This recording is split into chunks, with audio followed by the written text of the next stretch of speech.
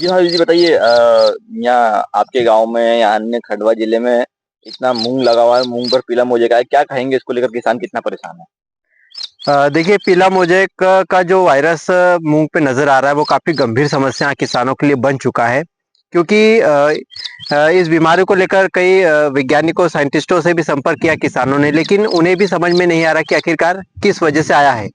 हालाँकि कई साइंटिस्ट इस बात से भी मतलब कहते हैं कि ये मच्छर की वजह से वायरस फैलता है या फिर जो जिस तरह से मौसम बना हुआ है, खराब मौसम, उसकी वजह से भी इस वायरस का प्रकोप हो सकता है। लेकिन एक्चुअल क्या है इसकी समस्या, ये किसी को समझ में नहीं आ रही है। और जिस तरह से लोगों ने, यहाँ के किसानों ने मूँग पर मेहनत की है, वो मेहनत भी अब उस मेहनत पर भी पानी फेरता हुआ नज़र आ रहा है, क्योंकि पूरी तरह से मूँग की फसल पीली होती जा रही है और उस पर जो फली लगनी चाहिए वो भी बहुत कम मात्रा में नज़र आ रही है।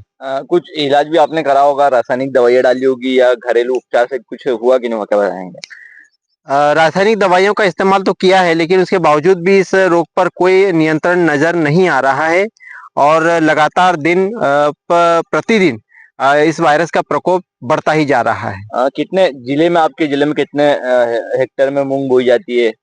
करीब-करीब 800 से 1000 इसके मतलब एकड़ में इसकी पैदावार होती है और यहाँ पे। कितना कम होगा ये अगर ये बीमारी आ गई तो कितना किसान को नुकसान होगा, क्या कहेंगे इसको लेकर और कितना होता है हर साल?